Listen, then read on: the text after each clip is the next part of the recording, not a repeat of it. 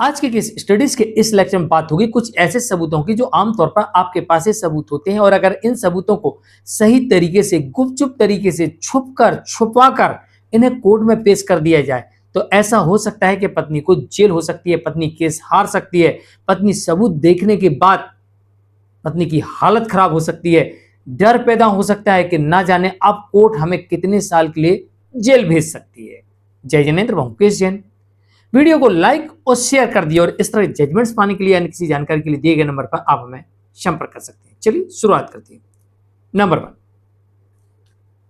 Adultery के सबूत। जब भी आपके हाथ अडल्ट्री के सबूत लग जाए तो आप ढिंढोरा मत पीटिए, ढिंढोरा मत पीटिए, पुख्ता से पुख्ता सबूत इकट्ठे करिए, और जैसे सबूत आपके हाथ लग जाते हैं डायरेक्टली उस वक्त कोर्ट में पेश करिए जिस वक्त पत्नी इसकी तैयारी करके ना आई हो। और ये वो समय होता है जब पत्नी किसी केस में गवाही देने आती है और उस वक्त वो बिना तैयारी किए आती है, क्योंकि उसे पता नहीं होता है कि उसकी अडल्ट्री का सबूत पति के हाथ लग चुका है। भाई वो अडल्ट्री में थी, पति को पता लग गया, सबूत कलेक्ट करते रहा, कोई हल्ला नहीं, कुछ नहीं, पत्नी ने केस कर दिया। अब केस तो पत्नी का है तो आएगी कोर्ट में गवाही देने को। जैसी गवाही देने आई, पति ने क्रॉस में पत्नी की सारी पोल खोल दिया, ये आपका अडल्ट्री है, ये आपका सबूत है, अब क्या कहना आपको बताइए। अब पत्नी कोई तैयारी नहीं करके आई थी, सच सच बोल देगी, फंस गई यहां पर, झुठला नहीं पाएगी, और पत्नी का सबूत पत्नी के खिलाफ ही इस्तेमाल हो जाएगा। अडल्ट्री का सबूत हमेशा आपको इस तरीके रखना चाहिए, लेकिन आप सबसे बड़ी गलती करते हैं, जैसे आपको अडल्ट्री का पता लगा और आप ढिंढोरा पीटना शुरू कर देते हैं, ये आपकी सबसे बड़ी मिस्टेक होती है। कभी भी जब आपको इस तरीके का कुछ भी सबूत मिलता है तो इसको कलेक्ट करके रखिए, वक्त पर इस्तेमाल करिए। Number 2, bank details. आपकी पत्नी ने अपना बैंक खाता छुपा लिया, साहब मेरा कोई खाता नहीं है, मैं बेरोजगार हूं, मेरे खाता है ही नहीं, मैं कमाती नहीं हूं, मैं तो बेरोजगार ही हूं, जबकि वो जॉब कर रही है, उसके बैंक में ट्रांजैक्शन हो रहा है। आप बस बैंक अकाउंट को की डिटेल्स बुलवा लीजिए, और जिस दिन पत्नी क्रॉस में आए उसी दिन गवाही देने आए, आपका बैंक में खाता नहीं है, नहीं है, नहीं है, पक्का नहीं है, किसी बैंक में नहीं है, नहीं है, याद कर लो भाई, फला फला बैंक में 2-4 बैंकों के नाम, इनमें तो नहीं है कहीं, नहीं है सर, नहीं है इनका खाता, नोट हो गया, खाता नहीं है सर, ये इनके बैंक खाते का डिटेल्स हमारे पास है, और साथ में ये 93 BNSS का एप्लीकेशन है। इस डिटेल के अकॉर्डिंग इनके बैंक अकाउंट की डिटेल्स कोर्ट के माध्यम से बैंक से पिछले 3 साल का डेटा बुलवा लिया जाए, लीजिए। और साथ में जैसी बैंक स्टेटमेंट बुलवा लेती है कोर्ट, तत्काल 340 CRPC जो कि 379 हो गई है BNSS की धारा, इसका एप्लीकेशन, झूठा एफिडेविट देना 7 साल की सजा। अब गवाही में भी उसने बोल दिया कि ना ना मेरा कोई अकाउंट नहीं है, मैं कोई जॉब नहीं करती। अब पति ने जॉब का या बैंक डिटेल्स का प्रूफ कोर्ट के सामने रख दिया और पत्नी फंस गई। और भी अन्य प्रूफ हो सकते हैं, तो झूठा एफिडेविट देना ने एफिडेविट में जो चीज छुपाई उसका प्रूफ है तो पुख्ता कर लो, गवाही में लाके उसको गवाही करवा लो, उसके बाद फिर लगाओ सबूत दिखाकर। पत्नी यहां पर घबरा जाएगी डेफिनेटली, क्योंकि अब सजा होने की संभावना बढ़ जाएगी। Number 3, medical reports. पत्नी कहती साहब हम तो उस घर में थे, मेरे को तो इतना मारते थे, पीटते थे, भूखा रखते थे, इलाज नहीं कराते थे, बीमार पड़ी रहती थी। अब आपके पास जिस दिन से पत्नी है, सर्दी खांसी बुखार से लेकर सारे पर्चे रखे हुए,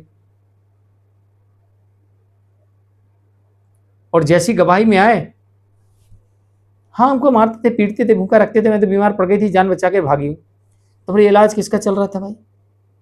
ये तुम्हारा नाम लिखा ना, तुम्हारे ही ना, तुम्हारे इलाज चलाना।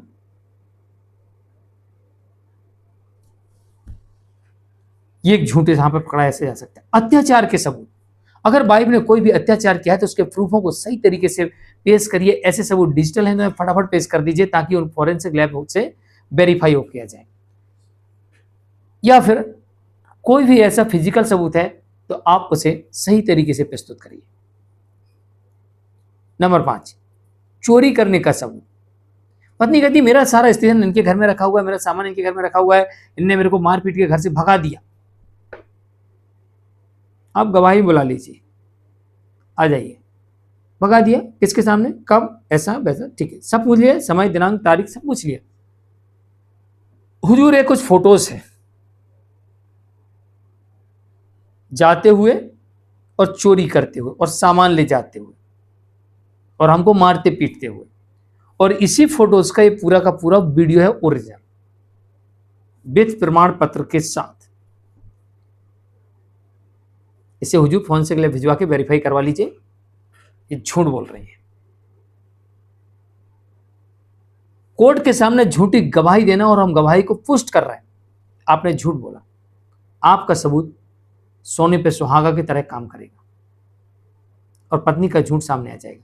और दूसरी बात है, उसे वो क्रॉस कैसे करेगी, अपने दिमाग से, क्योंकि वो वकील साहब से बात नहीं किया उसने, क्योंकि अभी तक आपने कुछ सबूत दिया नहीं था, तो उसको लगा ये सबूत तो होंगे ही नहीं। अब ये सबूत होंगे नहीं तो इसके बारे में बात क्या करना, तो इस पर बात ही नहीं होगी, तो वकील साहब ने उसको समझाया नहीं होगा कि तुमको क्या बोलना। अब वो वहां क्रॉस में फंस गई। अब उसके पास एक ही रास्ता है, जैसे हिंदी फिल्मों में होता है कि जब फंस जाते हैं तो दिल का दौरा पड़ जाता है, बीपी बढ़ जाता है।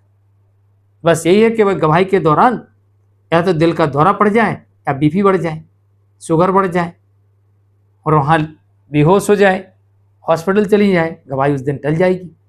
और कोई रास्ता नहीं है, वरना पूरी बुरी तरीके से फंस जाएंगे। वो खैर हिंदी फिल्मों में ज़्यादा होता है, यहाँ ऐसे नाटक करोगे कोर्ट में तो कोर्ट डॉक्टर ही बुला लेगी और डॉक्टर बोलेगा साहब ये तो कुछ नहीं है तो लेने के देने पड़ जाएंगे। तो कोर्ट को गुमराह करने के आरोप में कोर्ट वहीं से कहीं जेल ना भेज दे कि चलो अब जेल का डॉक्टर देखेगा तुमको, अच्छे से इलाज हो जाएगा वहां पर, जाइए जेल के अंदर। हमला करने का सबूत, अगर आपके और आपके परिवार के ऊपर कहीं पर भी हमला हुआ है और आपने सबूत को छुपा के रखा है, ऐसे सबूतों का ढिंढोरा बिल्कुल कभी नहीं पीटना। मैं अक्सर कहता हूं कि आपके पास में जो भी सबूत है उन सबूतों का ढिंढोरा मत पीटिए, सबूतों को सही वक्त पर कोर्ट में रखिए और कुछ सबूतों को क्रॉस में रखिए, कुछ सबूतों को पहले रखिए, यानी वक्त वक्त पर सबूत रखिए, जिस वक्त पर जिस सबूत को रखना है, ताकि सबूत 100% है तो 100 की जगह 100% वो यानी 1000% काम करे। इस तरीके से रखिए, तब जाके आप झूठे केस से निजात पा सकते हैं और साथ ही पत्नी को दंडित भी करवा सकते हैं। खैर ये नियम खाली पत्नी पर लागू नहीं, सभी पर लागू होता है। पत्नी भी इस तरीके से अपने केस में पक्ष रख सकती है और पति को भी जेल भिजवा सकती है अगर उसके ऊपर ही पति ने झूठे आरोप लगाए तो। जानकारी किसी लिए कमेंट में जरूर लिखिए। मैं अक्सर कहता हूं सबूतों को सही वक्त पर सही तरीके से रखें, सबूतों का ना मिसयूज करें और ना ही उसका ढिंढोरा पीटें, अन्यथा दोनों तरह से आपको नुकसान हो सकता है। नमस्कार।